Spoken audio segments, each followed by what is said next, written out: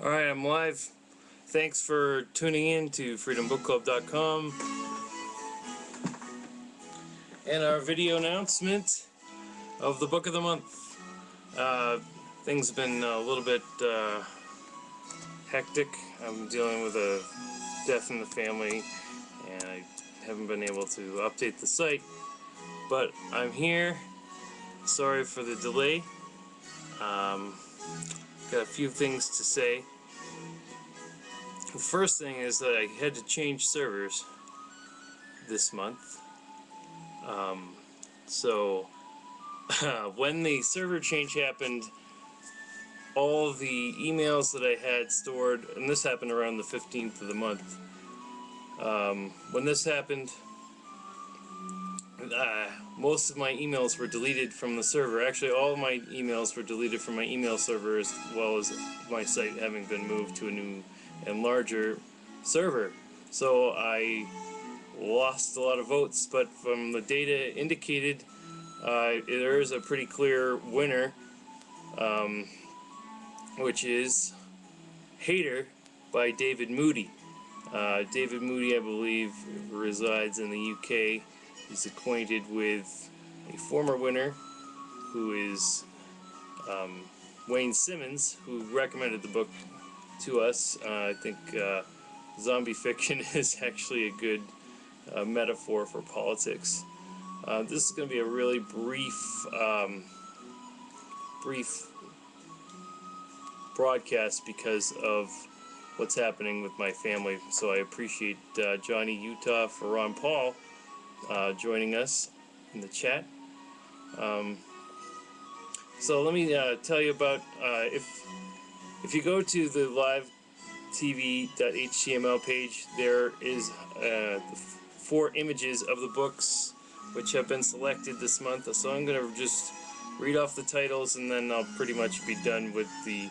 I might read some of the reviews that I've been able to find, but I really haven't been able to work on this too much. But I will update the site as soon as I can with, like, you know, the full deal. So let me look at the reviews that I found and tell you what the titles are. I'm going to turn the music way down. It helps me stay calm. Okay, first we have The Politically Incorrect Guide to the Great Depression and the New Deal by Robert Murphy. I was able to look at a review really briefly by a blog called A Conservative Teacher. He's affiliated with the Campaign for Liberty. He says, if anyone is looking for a good book to read, I read a really good review for The Politically Incorrect Guide to the Great Depression and the New Deal by Robert P. Murphy over at the Campaign for Liberty. It is a good review of an excellent book. So this is just quoting this review. Government of all kinds depends on elaborate mythologies to keep the people complacent in the face of constant attacks on their liberty, their property, and even their lives. Kings used to proclaim that they were divine, or at least that they ruled with divine approval, so disobedience to them was actually disobedience to God, or the gods. That worked to keep most of the citizenry in line for a very long time. It goes on to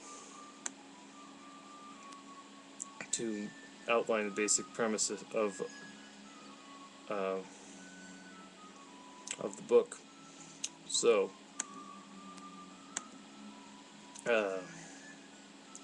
okay, the margin of victory for the votes that I have, which was quite numerous. I had about 400 votes, I think, this month, half of which were lost in the email having been moved servers and was accidentally deleted by the powers that be. The margin of victory was overwhelmingly in favor of David J. Moody, and I'll provide a graph for that later. I just haven't been able to tabulate the data yet. Second place was Nullification by Tom Woods. Then there was the New Libertarian Manifesto, and then came Parent Fix although I will still probably be reading Parent Fix with my spouse. So thanks for the question, Johnny.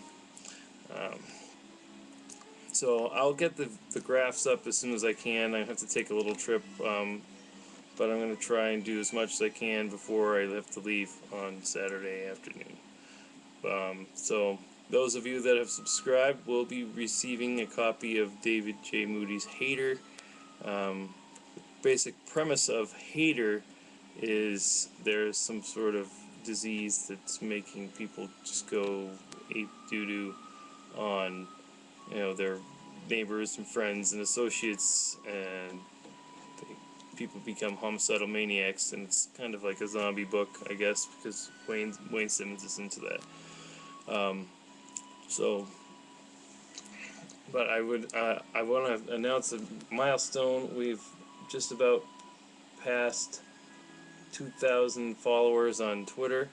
I've got we have about 170 Facebook likes. I don't know.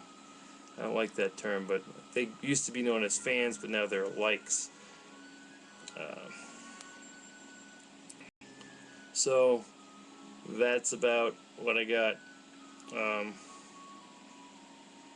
But I'm going to keep doing the video update once a month, and I'm going to be scheduling some interviews with some authors that we've had in the past.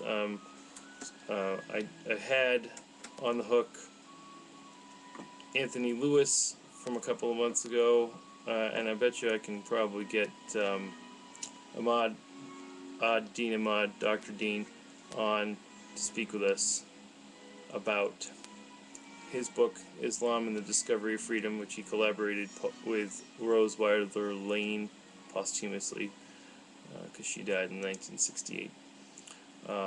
So I'm working on that. I'm staying busy with the club, and thanks so much for joining us.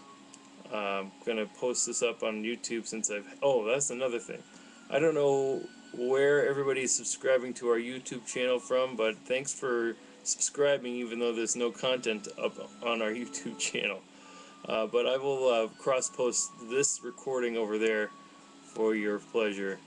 Again, thanks for joining us, and be seeing you